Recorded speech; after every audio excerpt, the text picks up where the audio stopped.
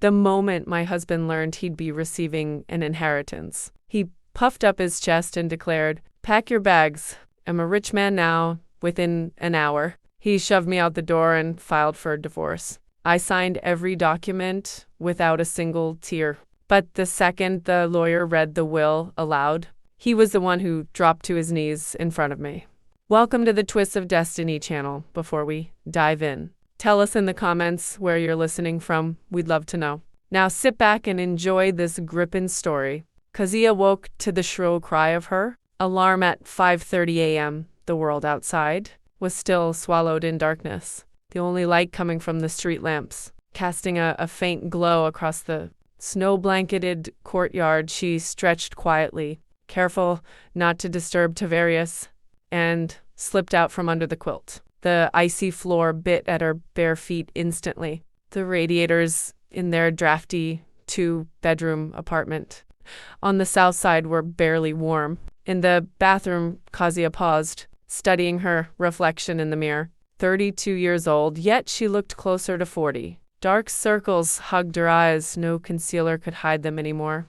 Fine lines were beginning to form around her mouth, and her hair desperately needed a trim, fresh color, and a proper braid. But she had neither the time nor the money for a salon visit. She exhaled, ran a tired hand across her face, splashed cold water on her skin, and began getting ready for work. "You're up early again." Tavarius's groggy, irritated voice drifted from the bedroom. "I have to be at work by 8. Taff," Kaziah replied softly as she pulled on her worn plaid sweater. "Go back to sleep." "How am I supposed to rest with you making all that noise at the crack of dawn?" he snapped. He grumbled something under his breath and turned his face toward the wall. Kaziah bit her lip. There was a time 5 years ago, back when they'd first moved in together, when Tavarius used to wake up with her. He would kiss her good morning, call her the finest woman he'd ever seen, brew her a fresh cup of coffee, and promise dinner would be ready when she came home. But now it felt like every little thing she did irritated him. Even breathing too loudly seemed to set him off. In the kitchen, Kaziah quickly made a cup of instant coffee and ate a slice of toast with cheese while standing by the windowsill. She never had time for a real breakfast anymore. By 7 a.m., she was out the door, rushing to catch the bus to the community health clinic, where she worked as a front desk administrator. The job was repetitive, answering phones nonstop, scheduling appointments, handling insurance issues, and dealing with every kind of attitude imaginable. The pay wasn't impressive, about $2,800 a month, but it was steady, and right now it was the only dependable income keeping their household afloat. Tavarius worked, well, she didn't even know what to call it anymore, for 3 years. He'd been building his empire. First it was an online supplement store, then a consulting agency, then a computer repair service. Nothing lasted. Every dollar they tried to save for a vacation, a new fridge, a much-needed renovation ended up disappearing into his latest big idea, and those ideas never brought results. The most he ever earned was maybe $500 or $600 a month, and even that wasn't consistent. "I'm building a future," he would say, whenever. Kaziah timidly suggested he get a regular 9 to 5, even temporarily. "You don't understand business, Kaziah. You have to invest. You need patience. Look at Jay-Z, look at the big moguls. They all took risks." And so Kaziah endured. She picked up a second job in the evenings, doing remote bookkeeping for small businesses. Every night after the clinic, she sat at her computer until midnight, organizing invoices and balancing ledgers, just to make ends meet, to pay the rent, the utility bills, the internet, buy groceries, and keep Tavarius supplied with capital for whatever he wanted to try next. That extra job brought in another $1,500 to $2,000, sometimes more if she was lucky. The bus arrived late, and Kaziah barely made it to the start of her shift. The day passed in a whirlwind of chaos, ringing phones, frustrated patients demanding doctors. By lunchtime, she already had a throbbing headache, but it was far too early to go home. After work, she still had to stop by the grocery store, pick up something for dinner, and then dive straight into more work. A rush order was due, a full financial report that had to be submitted by tomorrow evening. By the time Kaziah finally got home, It was nearly 9 p.m. Her arms ached from carrying heavy grocery bags, and her feet throbbed from standing all day. Devarius was on the sofa with his laptop, scrolling intently through something, completely absorbed. In the kitchen, the sink was overflowing with dirty dishes from lunch. Crumbs were scattered across the table. An empty mug sat tipped to the side, and a torn-open pack of cookies was left where it had been abandoned. Kaziah quietly removed her coat, walked into the kitchen, and began washing the dishes. "Kez, you could at least catch your breath first," Devarius muttered without lifting his eyes from the screen. "You're always doing too much. If I don't wash them, who will?" She answered tiredly, scrubbing a plate. "Man, whatever. You could wash them later. The house ain't gonna crumble overnight." Kaziah didn't respond. What was the point? They used to cook dinner together, clean together, make weekend plans together. He'd once spent entire Saturdays helping her reorganize the closet or repaint the walls. Now she felt like a maid in her own home. When she finished the dishes, she wiped down the table, put the groceries away, heated up leftover soup, and finally sat down to eat. Devarius strolled into the kitchen, poured himself tea from the kettle she'd boiled that morning, grabbed an apple, and went right back to the sofa. "Taf, maybe we could go somewhere this Sunday," Kaziah asked gently as she finished her soup. "Even just a walk in Millennium Park or by the lake. We haven't done anything together in, 3 months now?" "Z, my mind is on business." He waved her off, eyes glued to the screen. "I don't got time for strolls right now. I'm in a crucial phase. I'm on the verge of a major breakthrough. Dion found an investor ready to put money into our project. I gotta prep the pitch deck, the business plan, and here you are talking about walks." Kaziah fell silent. A major breakthrough. She had heard that phrase hundreds of times over the last 3 years. The breakthrough never arrived, only more investors. More ideas, more promises that evaporated into nothing. She washed her bowl, went to the bedroom, and sat down at the small desk in the corner. She switched on the lamp and opened her laptop. 2 client reports had to be finished by morning. Through the thin wall, the TV blared. Devarius had put on the game, shouting every now and then, reacting to the plays while she typed numbers into spreadsheets, fighting exhaustion with every breath. This was her routine now, day after day, week after week, month after month. Work, home, on repeat. She couldn't even remember the last time she had bought something for herself. Her jeans were worn thin at the knees. Her boots desperately needed repair. The sole was peeling off, letting water seep in every time she stepped into the slush. Her winter coat was practically begging for retirement. But there was no money for a new one. Last month, Devarius had asked her for $1,000 to buy equipment for his latest venture, and of course she hadn't been able to say no. Lately, Kaziah noticed something else, something far worse. Devarius had started looking at her differently, with a subtle disdain, as though she were holding him back, as if she was the obstacle standing between him and success. "You should really join a gym," he remarked one evening as she changed for bed. "You let yourself go. I mean, look at you." Kaziah froze, her t-shirt still in her hands. She stood there in her old bra and the sweatpants she wore around the house, staring at him in disbelief. "Tough. I'm just tired," she said softly. "I don't have time for the gym. I work from 8 in the morning until midnight. Excuses." He didn't even glance up, just kept scrolling through his phone. Everybody finds time if they want to. Look at Chenis Dion's wife. She stays tight. Gym, nails done, always looking fly. And you? Well, you know what I mean? He didn't finish, but she heard every word he didn't say. Kaziah slipped into bed, turned to face the wall, and clenched her fists beneath the blanket. Tears stung her eyes, but she refused to let them fall. She wasn't going to cry. She was just tired. That was all. Tomorrow would come with the same responsibilities, the same exhaustion. Crying wouldn't change any of it. A week later, the same pattern repeated. They were in the kitchen, Kaziah frying burger patties, boiling potatoes, moving on autopilot.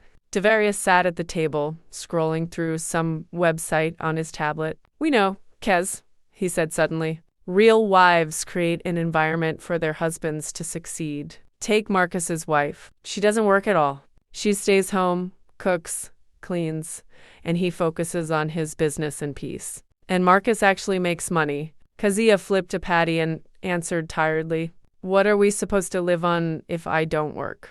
See?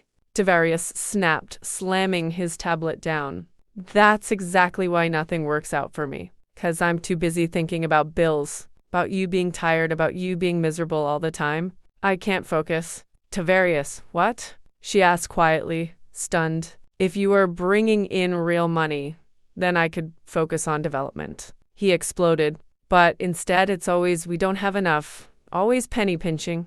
How am I supposed to think big when you're counting every dime?" Kaziah turned off the stove. The patties were done. She silently plated them and set the dish on the table. Tavarius grabbed one and took a bite. "Too much salt," he muttered. Kaziah tasted it herself. It was perfectly fine. He wasn't complaining about the food, he was picking a fight. Because he was angry. Because he blamed her for everything that hadn't worked out in his life. Because she was the easiest target. Winter passed and spring arrived. Kaziah kept working 2 jobs, carrying the entire household on her back. Tavarius only grew colder, more distant. Some nights he didn't come home at all, claiming he had stayed at Dion's place to discuss business until late. So it was just easier to crash there. Kaziah never asked questions. She didn't want answers that would break her. She feared discovering there was someone else, that he was staying with her only out of habit, out of convenience of free apartment. Hot meals, clean clothes. And then something happened that turned her entire world upside down. It was an ordinary Tuesday evening in May. Kaziah had just come home from work, put rice on the stove, and began chopping vegetables for a salad.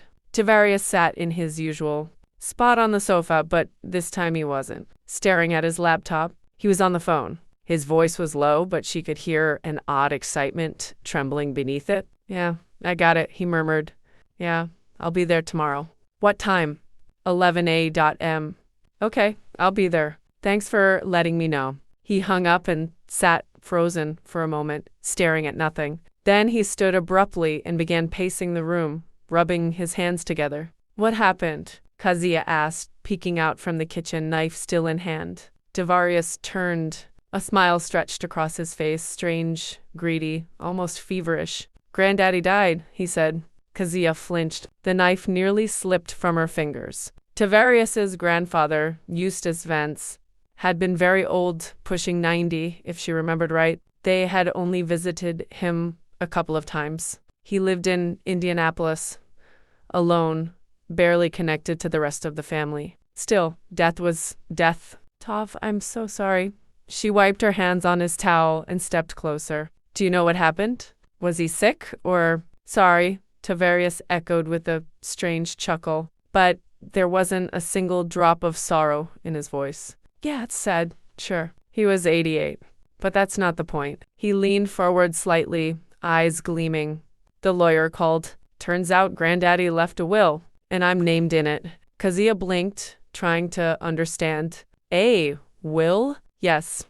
Tavarius's hands curled into fists, excitement vibrating through him. "He left an inheritance, and that means there's something there. He definitely had an apartment. I remember a 3-bedroom downtown. Maybe more. Property, maybe money, maybe accounts, and going to the lawyer tomorrow to find out everything." He began pacing the living room again, rubbing his palms together like a merchant who had just secured a lucrative deal. Finally I get a break. You understand, Kez? It's destiny. A sign from above. I told you everything would work out. We just had to wait." Kaziah watched him silently. Something inside her shrank, tightened painfully. This was his reaction to his grandfather's death. Not grief, not even a hint of sadness. Just joy at the thought of money. His own flesh and blood had died, and all he cared about was what he might gain. "Taff, maybe we should organize the funeral first," she said gently. "We should send him off properly. Auntie Varys will take care of all that," he dismissed with a wave of his hand. She lived near him in Indy. They were close. "Let her deal with the funeral. I need to deal with the inheritance." The lawyer said the reading of the will is the day after tomorrow at 11. He was wired the entire evening. He couldn't sit still, pacing corner to corner, calling friends, sharing the good news. He told everyone the same line. "Granddaddy passed, left a will. I'm finna be rich." Meanwhile, the rice on the stove boiled over. The water evaporated, the bottom burned. Kaziah turned off the gas, dumped the ruined rice into the trash, and quietly walked to the bedroom. She didn't want dinner. There was a hard, painful lump in her throat, and her chest felt heavy, hollow. That night, sleep didn't come easily. She lay awake, staring at the ceiling, listening to Tavarius in the next room, excitedly talking on the phone with yet another friend. She thought about how everything had changed when she had fallen in love with him 5 years ago. He had been different, gentle, thoughtful, attentive. They'd met at a mutual friend's birthday party, and he had seemed so sincere, so open. Their 1-year courtship had been the happiest year of her life. He would bring her flowers for no reason, take her to the movies, make her breakfast. They had dreamed together of a family of children, of a house they'd build together. But once they moved in, something slowly cracked. At first it was small, almost invisible. Then it grew. He grew colder. She grew quieter. He became demanding. She became apologetic. And now, 5 years later, she lay in the dark, realizing she no longer recognized the man beside her at all. For the next 2 days, Tavarius was buzzing with nervous, obsessive excitement. He punched numbers into a calculator, Googled Indianapolis real estate, checked condo listings, tried to estimate how much a downtown 3-bedroom might be worth. He made grand declarations out loud. I'm going to buy a real car and none of this bucket crap. I'll open a proper office prime location. We'll go to the ocean. No Europe. I always wanted to see Paris. Taft, don't count your chicken before they hatch. Kaziah tried to warn him one evening over dinner. You don't even know what's in the will yet. I do know, he snapped arrogantly, waving his fork. I'm the only grandson. Granddaddy had no other direct heirs. Auntie Varys is his wife's sister Nate, even blood-related. That means everything goes to me. It's only logical. He took a slow sip of tea and looked at her, with an evaluating gaze, the kind you give an item you're deciding whether to keep or throw away. You know, Kez, he said suddenly, maybe it's time you thought about your appearance. When I get this money, I'm gonna need a wife who matches the status. Look at you. You dress like you digging through the bargain bin at a thrift store. Hair undone. No manicure. I'd be embarrassed to take you anywhere decent. Heat surged into Kaziah's cheeks. Her hands trembled. She gently set her cup down, afraid she might drop it. I dress like this 'cause we don't have enough money, she said, quietly fighting to keep her voice steady. I put every dime toward our bills and your projects. There you go again, Tavarius groaned, rolling his eyes. Always with the guilt trips. It ain't my fault you don't know how to budget or save. Real women figure out how to look good and keep the house running. Kaziah's mouth opened, but the words got stuck somewhere deep in her throat. He was already pushing back his chair, leaving the table, leaving her without a second look and without clearing his plate. She sat alone for a long moment, staring at the half-finished the remains of dinner, feeling something inside her crack in a way she knew would never mend. She walked to the hallway mirror and studied herself. Yes, she was tired-looking. An old sweater covered in lint jeans, faded from 3 years of constant wear, hair grown out and in need of a touch-up, dark circles carved beneath her eyes. But was any of that her fault? She worked 2 jobs so he could pretend to be a businessman. She denied herself everything so they could survive, bought the cheapest brands, stretched every paycheck, went without simple comforts. And in return, he told her she was an embarrassment, that she was beneath his status. Kaziah returned to the kitchen and sat down again. Her hands were still shaking. She poured herself water, took slow breaths, trying to calm the rising storm inside her. Maybe this was just stress. Maybe once the inheritance situation settled, once the excitement wore off, Tavarius would return to the man he used to be. Maybe things could still be fixed. Maybe. But deep down in the quietest, most hidden corner of her soul, she already knew the truth. Nothing was coming back. The Tavarius she had loved 5 years ago was gone. And maybe he never truly existed in the first place. The next morning began with Tavarius pacing the apartment like a restless, caged animal. He woke up before Kaziah, rare, almost shocking. Usually he slept until 10, sometimes noon. But today at 7:30 a.m., he stood in front of the mirror brushing his waves meticulously, scrutinizing his shirt like he was preparing for a royal coronation. "Does this look okay?" he asked when Kaziah stepped out of the bedroom. "Should I wear a tie?" "Nah, that's too much. It's not a job interview, although it is an important meeting. Maybe a tie after all." He turned from side to side, admiring himself. He wore his best shirt, the crisp white one they'd bought 2 years ago for a holiday dinner. His black slacks were pressed. His dress shoes gleamed like polished obsidian. "It's fine," she said softly. "You look good." "Of course I look good," he muttered, adjusting his collar. "Today's a big day. Today, I find out how much I got." He skipped breakfast entirely, drank only a cup of coffee so hot that it burned his mouth, but he barely noticed. The adrenaline practically buzzed under his skin. He kept checking his watch, then his phone, then his watch again, like the minutes were crawling just to spite him. "What time do you need to leave?" Kaziah asked as she poured herself a cup of tea. "By 11, he said quickly. "But I'm heading out early to make sure I'm on time." "Probably 10. Maybe 9:30, just in case of traffic." "Do you want me to go with you?" she asked cautiously. "For support." Devarius spun around and stared at her as if she had suggested something disgusting. "For what?" he snapped. "This is Vance's family business. You got nothing to do with it." Kaziah sipped her tea, the hot liquid burning her throat. Family business. So after 5 years of living together, she still wasn't considered family. Not even close. "Okay," was all she managed. "Yeah, okay," he muttered. "Auntie Varys is gonna be there with all her preaching. She always knows how to kill a vibe. I don't need extra stress." He checked the mirror again, straightened his collar, smoothed the front of his shirt. Then he grabbed his jacket. "I'm out. I'll be back when I'm back. Might need to go over documents with the lawyer later this evening." He walked out without a goodbye. The door slammed. Silence swallowed the apartment whole. Kaziah finished her now cold tea, washed the cup, and quietly got ready for work. The day already felt heavy, and it had barely begun. At the clinic, time dragged excruciatingly slow.